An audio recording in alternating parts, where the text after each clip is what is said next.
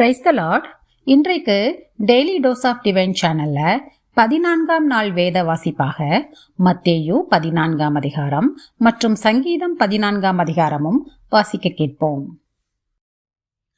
கர்த்தாவே, உடைய வேதத்தில் உள்ள அதிசயங்களை பார்க்கும்படிக்கு எங்கள் இருதயத்தின் கண்களை திறந்தருளும் சுவாமி. ஆமேன். மத்தேயு 14ஆம் அதிகாரம். அக்காலத்தில் கார்பங்கு தேசாதிபதியாகிய ஏரோது இயேசுவின் கீர்த்தியை கேள்விப்பட்டு தன் ஊழியக்காரரை நோக்கி, இவன் யோவான் ஸ்நானன், இவன் மரித்தோரிலிருந்து எழுந்தான். ஆகையால் இவனிடத்தில் பலத்த செய்கைகள் விளங்குகிறது என்றான். ஏரோது தன் சகோதரனாகிய பிலிப்புவின் மனைவி ஏரோதியாளி நிமித்தம் யோவானை பிடித்து கட்டி காவலில் வைத்திருந்தான். ஏனெனில் நீர் அவளை வைத்துக் கொள்வது நியாயமல்லவென்று யோவான் அவனுக்கு சொல்லியிருந்தான். ஏரோது அவனை கொலை செய்ய மனதாயிருந்தும் ஜனங்கள் அவனை தீர்க்கதரிசி என்று எண்ணினபடியால் அவர்களுக்கு பயந்திருந்தான். அப்படி இருக்க ஏரோதின் ஜென்ம நாள் கொண்டாடப்படுகிற போது ஏரோதியாளின் குமாரத்தி அவர்கள் நடுவே நடனம் பண்ணி ஏரோதை சந்தோஷப்படுத்தினாள். அதிநிமித்தம் அவன், நீ எதை கேட்டாலும் தருவேன் என்று அவளுக்கு ஆணையிட்டு வாக்கு கொடுத்தான். அவள் தன் தாயினால் ஏவப்பட்டபடியே யோவான் ஸ்நானனுடைய தலையை இங்கே ஒரு தாளத்திலே எனக்கு தாரும் என்று கேட்டாள். ராஜா துக்கமடைந்தான். ஆகிலும் ஆணையின் நிமித்தமும் பந்தியில் கூட இருந்தவர்களின் நிமித்தமும் அதை கொடுக்க கட்டளையிட்டு ஆள் அனுப்பி காவற்கூடத்திலே யோவானை சிரச்சேதம் பண்ணிவித்தான். அவனுடைய சிரசை ஒரு தாளத்திலே கொண்டு வந்து சிறு பெண்ணுக்கு கொடுத்தார்கள். அவள் அதை தன் தாயினிடத்தில் கொண்டு போனாள்.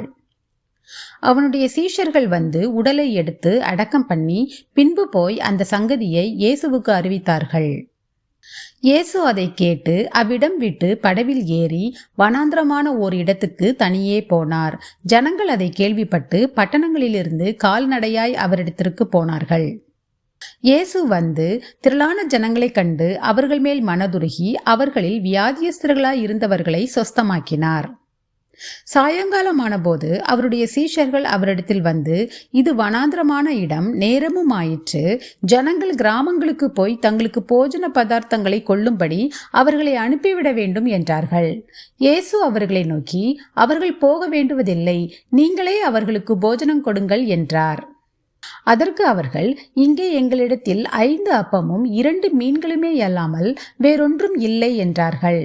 அவைகளை என்னிடத்தில் கொண்டு வாருங்கள் என்றார். அப்பொழுது அவர் ஜனங்களை புல்லின் மேல் பந்தியிருக்க கட்டளையிட்டு அந்த 5 அப்பங்களையும் அந்த 2 மீன்களையும் எடுத்து வானத்தை அண்ணாந்து பார்த்து ஆசீர்வதித்து அப்பங்களை பிட்டு சீஷர்களிடத்தில் கொடுத்தார். சீஷர்கள் ஜனங்களுக்கு கொடுத்தார்கள். எல்லாரும் சாப்பிட்டு திருப்தி அடைந்தார்கள். மீதியான துணிக்கைகளை 12 கூடை நிறைய எடுத்தார்கள். ஸ்திரீகளும் பிள்ளைகளும் தவிர சாப்பிட்ட புருஷர்கள் ஏறக்குறைய 5000 பேராயிருந்தார்கள். இயேசு ஜனங்களை அனுப்பிவிடுகையில் தம்முடைய சீஷர்கள் படவில் ஏறி தமக்கு முன்னே அக்கறைக்கு போகும்படி அவர்களை துரிதப்படுத்தினார். அவர் ஜனங்களை அனுப்பிவிட்ட பின்பு தனித்து ஜெபம் பண்ண ஒரு மலையின் மேல் ஏறி சாயங்காலமான போது அங்கே தனிமையாயிருந்தார். அதற்குள்ளாக படவு நடுக்கடலிலே சேர்ந்து எதிர்காற்றாய் இருந்தபடியால் அலைகளினால் அலைவுபட்டது. இரவின் 4ஆம் ஜாமத்திலே இயேசு கடலின் மேல் நடந்து அவர்களிடத்திற்கு வந்தார்.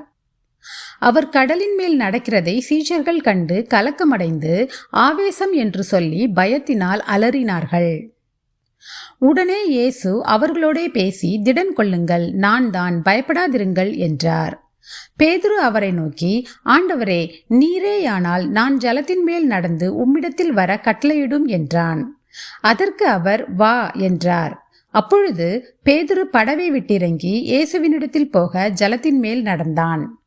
காற்று பலமாயிருக்கிறதை கண்டு பயந்து அமிழ்ந்து போகையில், ஆண்டவரே, என்னை ரட்சியும் என்று கூப்பிட்டான். உடனே இயேசு கையை நீட்டி அவனை பிடித்து, அற்ப விசுவாசியே, ஏன் சந்தேகப்பட்டாய் என்றார். அவர்கள் படவில் ஏறினவுடனே காற்று அமர்ந்தது. அப்பொழுது படவில் உள்ளவர்கள் வந்து, மெய்யாகவே நீர் தேவனுடைய குமாரன் என்று சொல்லி அவரை பணிந்து கொண்டார்கள். பின்பு அவர்கள் கடலை கடந்து கெனசரேத்து நாட்டில் சேர்ந்தார்கள். அவ்விடத்து மனுஷர் அவரை இன்னார் என்று அறிந்து சுற்றுப்புறம் எங்கும் செய்தி அனுப்பி பிணியாளிகள் எல்லாரையும் அவரிடத்தில் கொண்டு வந்து அவருடைய வஸ்திரத்தின் ஓரத்தையாகிலும் அவர்கள் தொடும்படி உத்தரவாக வேண்டுமென்று அவரை வேண்டிக் கொண்டார்கள். தொட்ட யாவரும் சொஸ்தமானார்கள். சங்கீதம் 14ஆம் அதிகாரம். தேவன் இல்லை என்று மதிகெட்டவன் தன் இருதயத்தில் சொல்லிக் கொள்கிறான். அவர்கள் தங்களை கெடுத்து அருவருப்பான கிரியைகளை செய்து வருகிறார்கள். நன்மை செய்கிறவன் ஒருவனும் இல்லை. தேவனை தேடுகிற உணர்வுள்ளவன் உண்டோ என்று பார்க்க கர்த்தர் பரலோகத்திலிருந்து மனுபுத்திரரை கண்ணோக்கினார். எல்லாரும் வழிவிலகி ஏகமாய் கெட்டு போனார்கள். நன்மை செய்கிறவன் இல்லை, ஒருவனாகிலும் இல்லை. அக்கிரமக்காரரில் ஒருவனுக்கும் அறிவு இல்லையோ? அப்பத்தை பட்சிக்கிறது போல என் ஜனத்தை பட்சிக்கிறார்களே. அவர்கள் கர்த்தரை தொழுது கொள்ளுகிறதில்லை. அங்கே அவர்கள் மிகவும் பயந்தார்கள். தேவன் நீதிமானுடைய சந்ததியோடே இருக்கிறாரே. சிறுமைப்பட்டவனுக்கு கர்த்தர் அடைக்கலமாய் இருக்கிறார் என்று சொல்லி நீங்கள் அவனுடைய ஆலோசனையை அலட்சியம் பண்ணினீர்கள். சீயோனிலிருந்து இஸ்ரவேலுக்கு ரட்சிப்பு வருவதாக. கர்த்தர் தம்முடைய ஜனத்தின் சிறையிருப்பை திருப்பும் போது யாக்கோபுக்கு களிப்பும் இஸ்ரவேலுக்கு மகிழ்ச்சியும் உண்டாகும். ஆமேன். நாம் ஜெபிப்போம். அன்புள்ள இயேசு சுவாமி, இந்த அருமையான காலை வேளையை தந்ததற்காக உமக்கு கொடானு கொடி நன்றி ஏசப்பா. எத்தனையோ பேருக்கு இல்லாத ஸ்லாகியத்தையும் பாக்கியத்தையும் அற்ப பாவிகளும் தூசுகளுமாகி எங்களுக்கு தந்தீரே, அதற்காக உமக்கு நன்றி ஏசப்பா. எங்களுடைய ஆயுசு நாளில் ஒரு நாளை கூட்டிச் செய்த தயவுக்காக உமக்கு நன்றி ஏசப்பா. எங்களுடைய பாவங்கள் ஒவ்வொன்றையும் நீர்தாமே மன்னிக்க வேண்டுமாறு ஜெபிக்கிறோம் அப்பா. எங்களுடைய ஆசீர்வாதத்திற்கு தடையாயிருக்கிற எல்லா பாவங்களையும் நீர்தாமே எங்களுக்கு மன்னிக்க வேண்டுமாறு ஜெபிக்கிறோம் அப்பா. 5 அப்பங்களையும் 2 மீன்களையும் வைத்து 5000 பேருக்கு உணவளித்தீரப்பா. இந்த நாட்டில் எவ்வளோ பேர் ஒரு வேளைக்கு உணவு கூட இல்லாமல் அப்பா கஷ்டப்படுறாங்க. அவங்க ஒவ்வொருவருக்கும் கர்த்தாவே நீர்தாமே உணவளித்து அவர்களை பாதுகாத்து கொள்ள வேண்டுமாறு ஜெபிக்கிறோம் அப்பா. அப்பா, எங்களிலே யார் மனதை ஏவுகிறீரோ நாங்கள் அதை கேட்டு வேண்டியவர்களுக்கு உதவ எங்களுக்கு அருள் செய்ய வேண்டுமாறு ஜெபிக்கிறோம் அப்பா. பேதுருவை போல அற்ப விசுவாசியாயிராமல் நாங்கள் முழு மனதோடு முழுவதுமாக உம்மை விசுவாசித்து உம்மை பற்றி பிடித்து கொள்ள எங்களுக்கு கிருபை தாரும். உம்மோடு இணைந்து உம்முடைய வசனங்களை கேட்டு ஜெபம் பண்ணி உமக்காக வாழ்ந்து உம்மிலே நிலைத்திருக்க நீர்தாமப்பா எங்களுக்கு கிருபை கொடுத்துள்ள வேண்டுமாறு ஜெபிக்கிறோம். நாங்கள் செய்யும் ஒவ்வொரு காரியங்களையும் பேசுகிற ஒவ்வொரு வார்த்தையும் அப்பா உமக்கு பிரியமுள்ளதாய் இருக்கட்டும் அப்பா.